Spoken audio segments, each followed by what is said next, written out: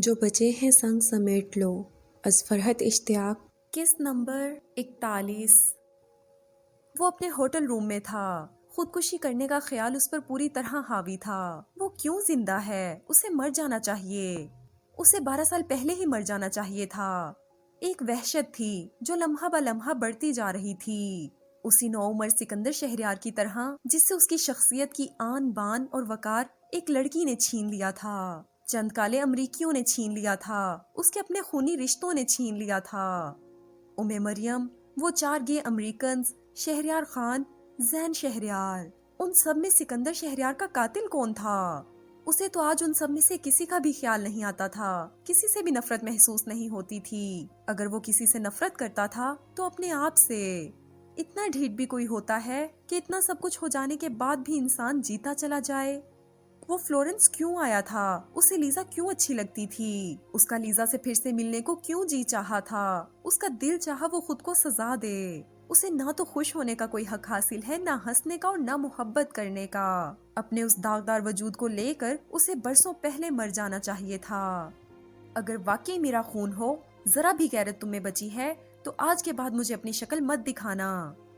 بے غیرت انسان، مریم پر گندی نظر ڈالنے کی تمہاری ہمت کیسے ہوئی؟ مجھے اس درندے سے بچا لو زین، یہ میری عزت برباد کرنا چاہتا ہے۔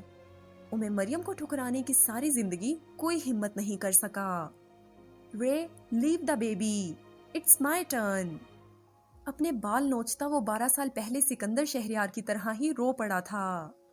اس کے گرد آوازیں ہی آوازیں تھیں، شور ہی شور تھا۔ وہ 4 تھے اور وہ اکیلا تھا۔ وہ لہیم شہیم طاقتور تھے اور وہ ان کے آگے 20 سال کا ایک کمزور اور بے بس لڑکا۔ پلیز لیو می، وہ رو رو کر ان کی منت کر رہا تھا۔ وہ چاروں اس کی بے بسی پر کہکے لگا کر ہنس رہے تھے۔ وہ پاپا پاپا پکار رہا تھا۔ وہ وہاں سے بھاگ جانے کی کوشش کر رہا تھا۔ وہ دیو کامت کالے امریکی کہکے لگا لگا کر اس پر ہنس رہے تھے۔ ان میں سے ایک اس کی طرف بڑھا تھا، اس کے باقی ساتھی بے ہنگم انداز میں اس کی بے بسی پر ہنس رہے تھے۔ ان میں سے 2 کے ہاتھوں میں شراب کی بوتلیں تھیں۔ شراب کے گھونٹ لے کر وہ بوتل اچک کر دوسرے کو دے رہے تھے۔ اس نے خود کو بچانے کی آخری کوشش کی، وہاں سے اٹھ کر بھاگنا چاہا کہ اس کی طرف بڑھتے ایک کالے نے ایسا زوردار مکہ اس کے منہ پر مارا کہ وہ اوندھے منہ سڑک پر گرا تھا۔ اس کی ناک اور دانتوں سے خون نکل آیا تھا۔ اس کالے نے اس کے بال مٹھی میں دبوچ کر اس کا سر زمین پر زور سے مارا تھا۔ اس کا سر پھٹ گیا تھا اور خون بہنے لگا تھا۔ پاپا مجھے بچا لیں، پاپا مجھے ان سے ڈر لگ رہا ہے، یہ مجھے مار ڈالیں گے، پاپا پاپا مجھے بچا لیں۔ وہ روتے ہوئے باپ کو پکار رہا تھا۔ ایک ریپسٹ میرا بیٹا کبھی بھی نہیں ہو سکتا۔ تم ابھی اور اسی وقت میرے گھر سے نکل جاؤ۔ آج کے بعد زندگی بھر مجھے اپنی منحوس شکل مت دکھانا۔ اس کی آنکھ کھل گئی۔ وہ اپنے ہوٹل روم میں بیڈ پر لیٹا تھا۔ اپنے اندر کی وحشتوں سے سکون پانے کے لیے اس نے پلز لے کر سونے کی کوشش کی تھی۔ بس آج کی رات، صرف آج کی رات۔ کل صبح ہوتے ہی وہ یہاں سے چلا جائے گا۔ وہ لیزا سے دوبارہ کبھی نہیں ملے گا۔ پلز کے سہارے بھی اسے کچھ ہی دیر کے لیے نیند آئی تھی اور وہ آدھے گھنٹے بعد ہی روتا ہوا اٹھ کر بیٹھ گیا تھا۔ اسے اپنے اوپر پھر وہی سانپ کی طرح رینگتے ہاتھ محسوس ہو رہے تھے۔ وہ باتھ روم آ گیا تھا۔ شاور سے پانی پوری رفتار سے بہہ رہا تھا اور وہ شاور کے نیچے کھڑا اپنے وجود پر لگی ہر غلاظت صاف کرنے کی کوشش کر رہا تھا۔ اپنی تذلیل، اپنی عزت نفس کی پامالی اسے رلا رہی تھی۔ وہ پانی کے نیچے کھڑا پاگلوں کی طرح رو رہا تھا۔ سکندر شہریار ریپسٹ نہیں، سکندر شہریار تو خود ایک ریپ وکٹم ہے۔ اپنے بال مٹھیوں میں جکڑ کر وہ اپنی عزت، اپنے مردانہ وقار کی پامالی پر چلا کر رو پڑا۔ 12 سال پہلے کی وہ شام پھر اس کے سامنے آ کر کھڑی ہو گئی تھی۔ صفائی کا کوئی بھی موقع دیے بغیر اس پر فرد جرم عائد کر دی گئی تھی۔ اسے دھکے مار کر اس کے گھر سے نکال دیا گیا تھا۔ وہ ناقابل اعتبار اور گناہگار قرار دیا جا چکا تھا۔ روتی ہوئی اس کی ماں کی مجال نہ تھی کہ بیٹے کی حمایت کر پاتی۔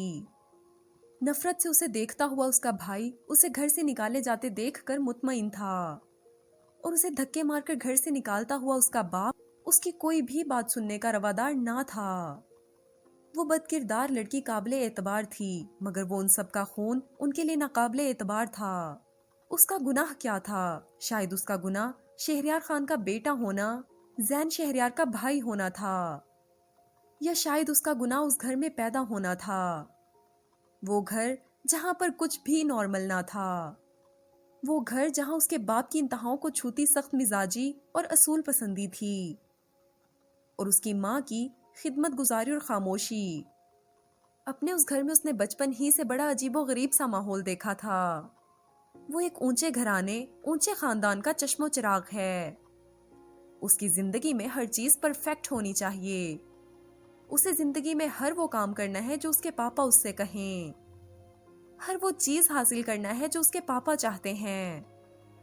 اسے ہوش سنبھالتے ہی اٹھتے بیٹھتے اس کے باپ نے یہ سمجھایا تھا۔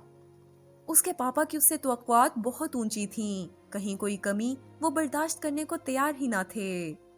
وہ ان کی توقعات کے مطابق خود کو ثابت کرنے میں کبھی کبھی تھکنے لگتا تھا۔ وہ باپ کو خوش رکھنے کا ہر جتن کرتا تھا جو وہ اس سے توقع رکھتے تھے۔ وہ اس معیار کی کارکردگی دکھاتا جو وہ اسے حکم دیتے، مگر پھر بھی کہیں ذرا سی کمی اگر رہ جاتی تو وہ اس سے ناخوش ہو جاتے تھے۔ اسے کیا پڑھنا ہے، کیا کرنا ہے، کن لوگوں سے ملنا ہے، کن سے دوستی کرنی ہے، بڑے ہو کر کیا بننا ہے، سب کچھ اس کے لیے شہریار خان نے سوچا تھا۔ اس کی پسند اور مرضی کا کہیں کوئی دخل نہ تھا۔ وہ شہریار خان کا بڑا بیٹا ہے، اسے شہریار خان کا نام اونچا کرنا ہے۔ بچپن کا بے فکر دور بھی اس نے ذمہ داریوں اور تفکرات کو خود پر مسلط کر کے گنوا دیا تھا۔ وہ نہ دوسرے بچوں کی طرح اپنی مرضی کے کھیل کھیل سکتا تھا، نہ اپنی مرضی سے سو اور جاگ سکتا تھا۔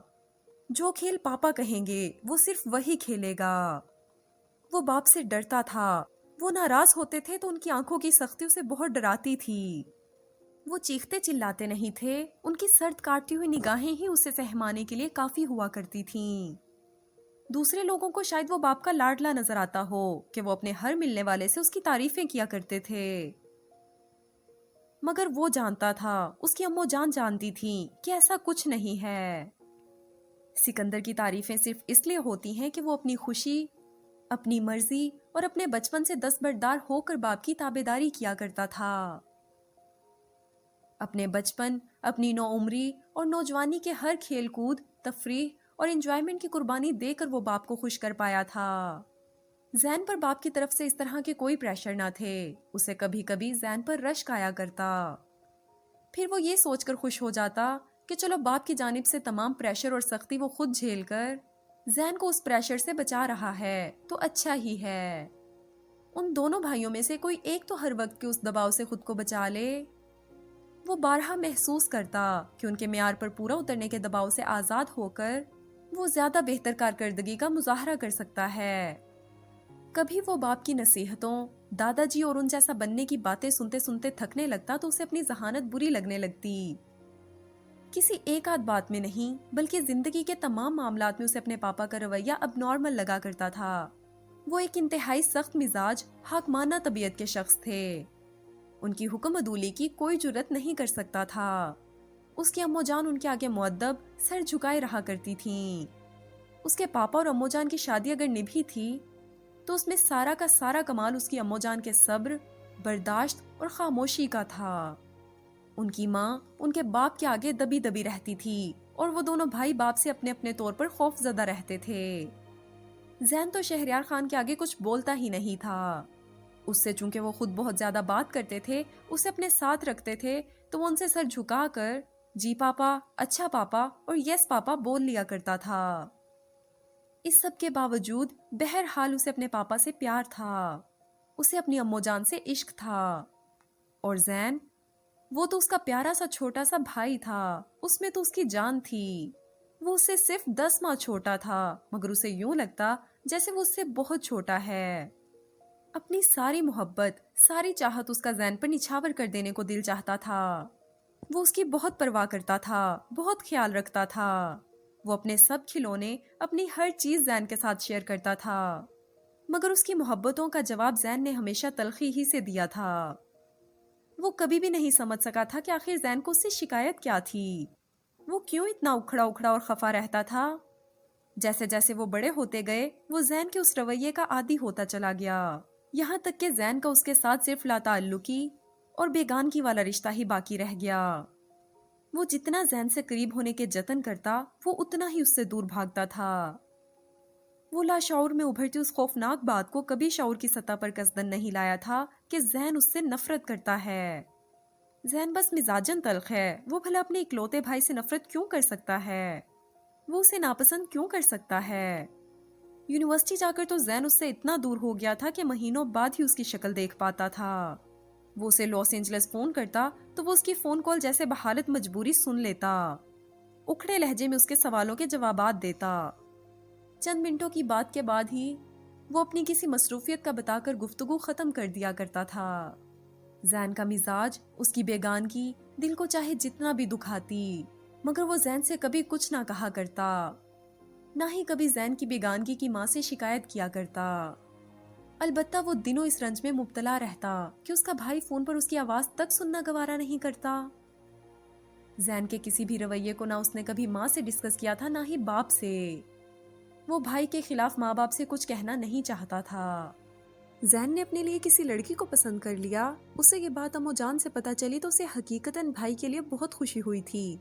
کیا پتہ اب اس لڑکی کے آ جانے کی وجہ سے اس کے بھائی کے مزاج کی تلخی اور کڑواپن کم ہو جائے۔ زین نے تو اسے اس قابل نہیں سمجھا کہ اپنی زندگی میں آتی اس خوشگوار تبدیلی کو اس سے شیئر کرتا۔ اس بات پر دکھ محسوس کرنے کے بجائے وہ بھائی کی خوشی کا سوچ کر ہی خوش ہوئے جا رہا تھا۔ اسے زین اور مریم کے رشتے کی ساری تفصیلات امو جان سے پتہ چلا کرتی تھیں۔ اس کی ہونے والی بھابھی کا نام مریم تھا۔ ابھی اس نے اسے دیکھا بھی نہیں تھا، مگر بغیر دیکھے بھی اسے یقین تھا جسے اس کے بھائی نے چنا ہے وہ بہت پیاری ہوگی۔ وہ دل و جان سے زین کی منگنی میں شرکت کرنا چاہتا تھا، مگر زین کے لیے اس کی شرکت ہرگز اہم نہیں تھی۔ اس نے زین سے فون پر بات کی، منگنی 2-3 دن آگے بڑھانے کی ضد کی۔ وہ بہت خوش تھا، مگر زین کے خشک اور سرد سے انکار نے اسے بالکل گم سا کر دیا تھا۔ زین کے لیے اس کا ہونا یا نہ ہونا بالکل بھی اہم نہیں تھا، بلکہ اسے زین کے لہجے کی بے مروتی سے یہ احساس ہوا تھا جیسے زین چاہتا ہے کہ وہ اس کی منگنی میں شریک نہ ہو۔ وہ کرسمس کی چھٹیوں میں گھر آیا تو زین اور مریم کے لیے الگ الگ تحائف لایا۔ وہ بھائی سے بہت دنوں بعد مل رہا تھا، اپنی ہونے والی بھاوت سے بھی وہ پہلی بار مل رہا تھا، اس لیے بہت خوش تھا۔ اس کی فرمائش پر امو جان نے اسے زین کی منگنی کی تصاویر بھیجی تھیں اور ان میں اسے اپنی بھابھی بہت اچھی لگی تھی۔ اس کے بھائی کو ایسی ہی پیاری سی لڑکی ملنی چاہیے تھی۔ مگر جب وہ اپنے گھر آیا تو زین اس سے اسی انداز میں ملا جیسے ہمیشہ ملا کرتا تھا، بیگانگی اور بے رخی والا انداز۔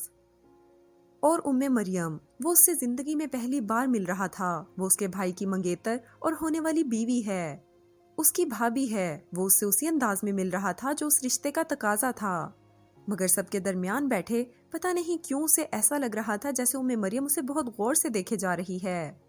وہ اس کی طرف دیکھتا تو وہ نگاہیں ادھر ادھر کر لیتی، وہ نگاہیں ہٹاتا تو وہ پھر اسے دیکھنے لگتی۔ شاید وہ اس سے پہلی بار مل رہی تھی، اس لیے اسے اس طرح دیکھ رہی تھی۔ وہ اگلی صبح بھی گرم جوشی اور محبت سے مریم سے باتیں کر رہا تھا، زین کو زبردستی گفتگو میں شریک کرنے کی کوشش کر رہا تھا۔ اسے احساس ہو رہا تھا کہ مریم اس کے ہارورڈ میں پڑھنے سے متاثر ہو رہی تھی، پتہ نہیں کیوں، مگر اسے ایسا لگ رہا تھا کہ وہ اس کی شخصیت سے متاثر ہو رہی تھی، مگر اس نے اس بات کو بہت مثبت انداز میں لیا تھا۔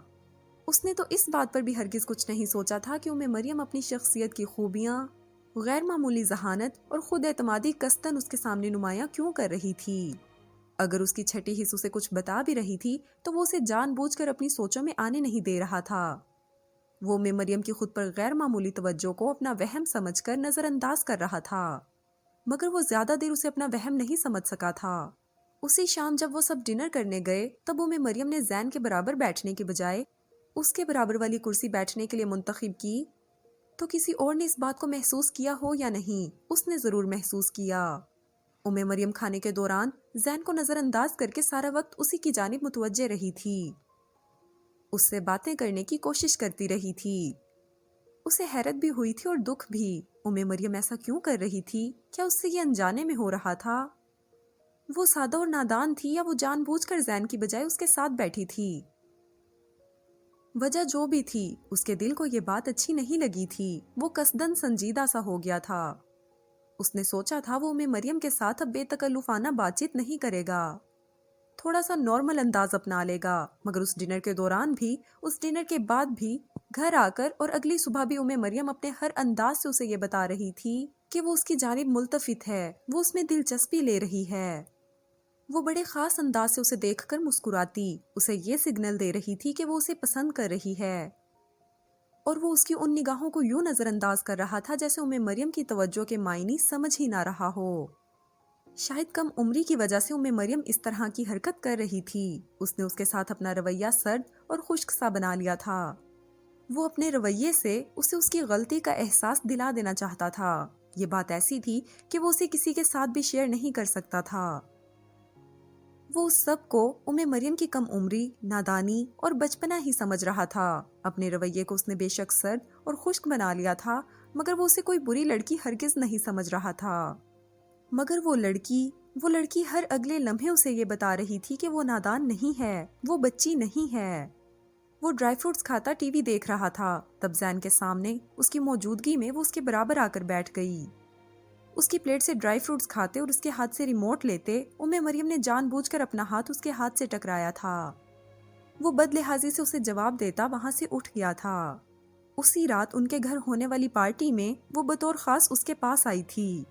بہت ہینڈسم لگ رہے ہو تم سکندر، آج اس پوری پارٹی میں تمہارے جیسا کوئی ایک فرد بھی نہیں لگ رہا۔ اسے اندر ہی اندر بہت دکھ ہوا تھا اور مریم کے اوپر غصہ بھی آیا تھا۔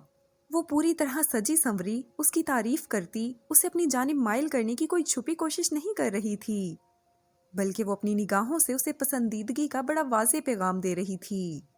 تھینکس، ویسے مریم میرا خیال ہے میں تم سے عمر میں زیادہ بڑا نہ سہی، مگر رشتے میں تو بڑا ہوں، تم مجھے سکندر بھائی بولا کرو تو زیادہ بہتر ہے۔ بغیر مسکرائے سنجیدگی سے جواب دیا تھا۔ اس کی نگاہوں میں یہ تنبیہ موجود تھی کہ مریم ان کے رشتوں کا احترام یاد رکھے۔ اتنی حسین لڑکی تعریف کرے تو کیا یہ فضول سا جواب دیا کرتے ہیں؟ وہ مسکرا کر بولی تھی۔ ہونے والی بھابھی تعریف کرے جو بالکل چھوٹی بہن جیسی لگتی ہو تو یہی جواب دیا جانا چاہیے۔ وہ بات مکمل کرتے ہی وہاں سے آگے بڑھ گیا تھا۔ زین وہیں کچھ فاصلے پر کھڑا تھا اور وہ لڑکی زین کی آنکھوں میں دھول جھونک رہی تھی۔ اس روز اسے پہلی بار زین کے انتخاب پر افسوس ہوا تھا۔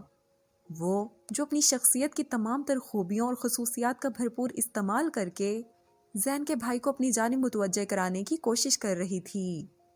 وہ کیا کرے، کس سے کہے یہ بات، کیسے کہے یہ بات؟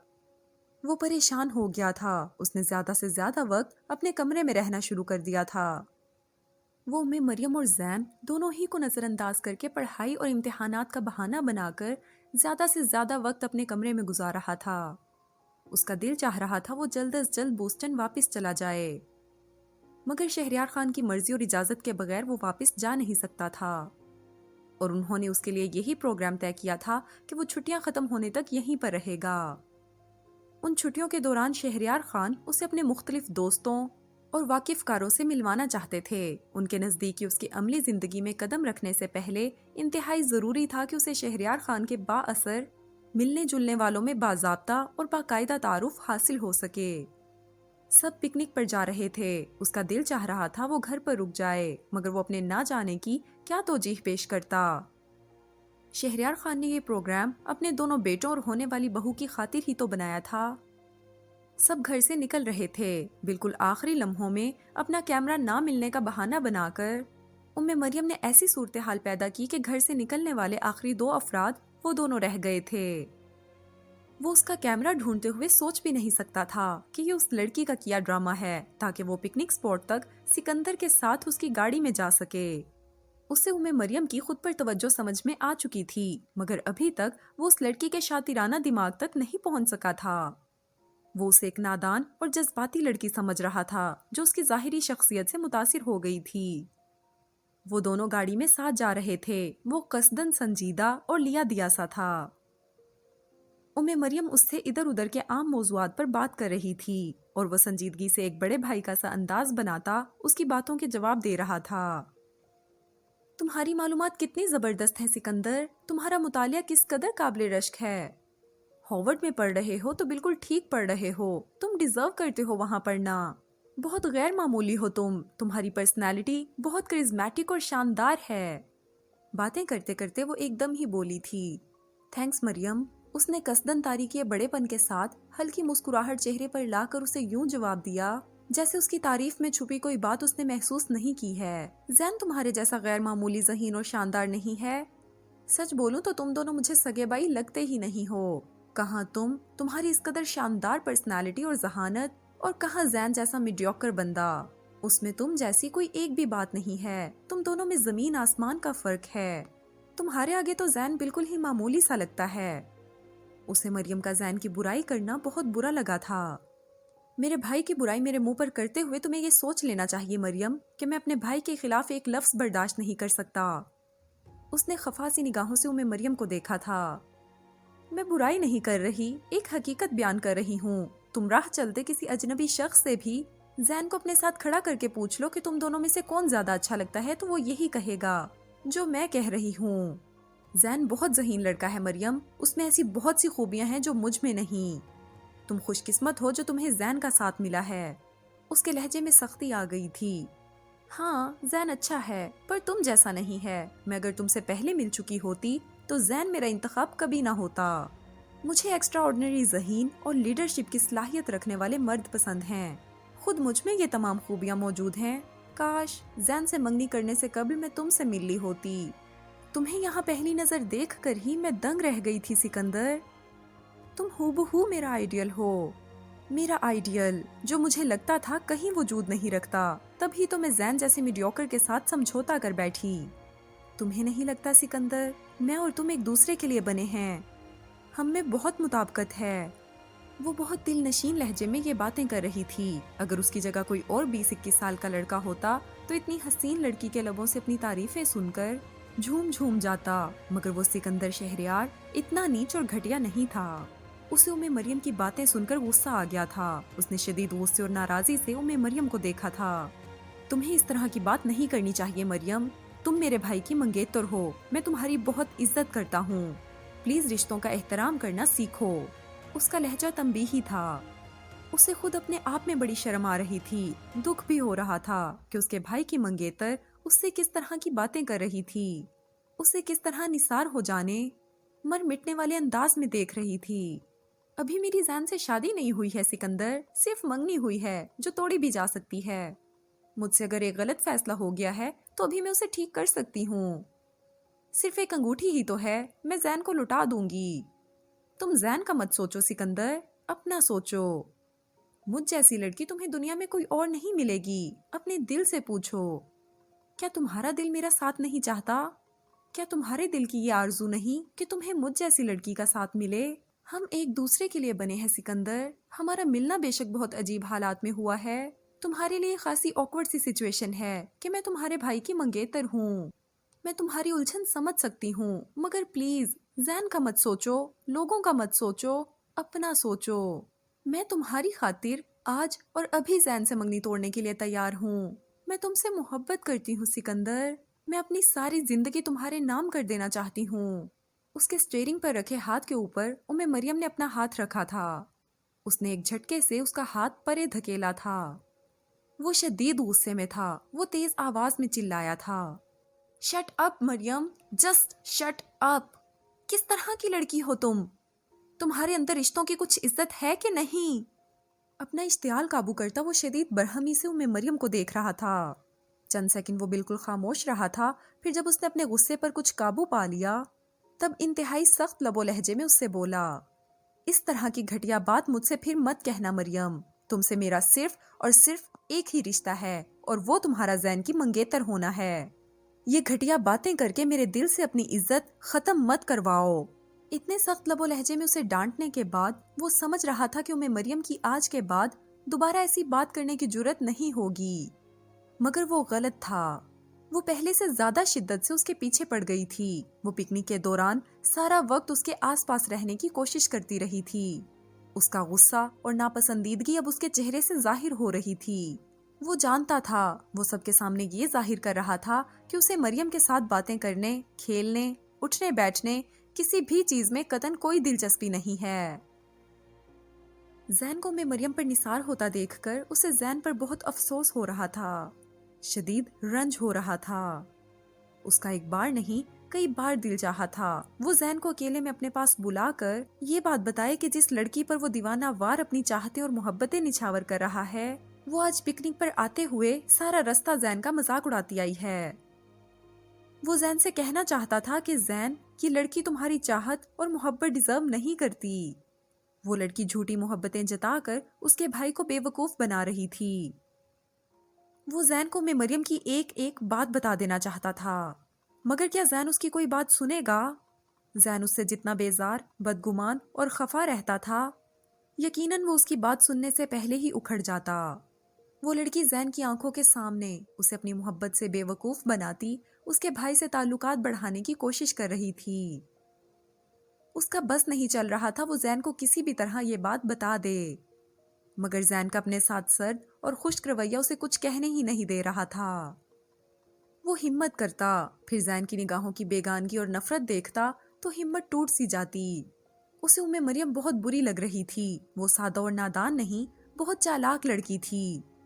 اسے زین کی معصومیت اور سادگی پر غصہ آ رہا تھا۔ زین اس طرح اندھا اعتماد کیوں کرتا تھا اس لڑکی پر؟ زین کو اس لڑکی کے ارادوں کی خبر کیوں نہیں ہو رہی تھی؟ مگر زین تو ابھی چھوٹا تھا، اس لڑکی نے تو اس کے پاپا تک کو اپنے حصار میں لے رکھا تھا۔ شہریار خان مریم کو اپنی ہونے والی بہو کے طور پر دل و جان سے قبول کر چکے تھے۔ وہ اسے بہت پسند کرتے تھے۔ اس نے دبے لفظوں میں انہیں مریم کے متعلق بتانے کی کوشش کی تو انہوں نے اس کی بات کو سرے سے کوئی اہمیت ہی نہیں دی۔ نہ شہریار خان اور نہ ہی امو جان نے اس کی بات پر توجہ دی تھی۔ الٹا زین اس سے خفا ہو گیا تھا کہ اس نے مریم سے بد اخلاقی سے بات کی ہے۔ ذہانت سے کام نہ چلتا دیکھ کر مریم نے اسے راغب کرنے کے لیے اپنی خوبصورتی کو استعمال کرنا شروع کیا۔ وہ اس کے سامنے قصدن بہت تیار ہو کر آتی، اپنی بے تحاشا خوبصورتی اس پر ظاہر کرتی، اس طرح کہ کوئی کم عمر لڑکا تو کیا، کوئی بڑی عمر کا مرد ہو تو وہ بھی بھٹک جائے۔ اس نے مریم کو نظر انداز کرنے کی پالیسی اپنا رکھی تھی۔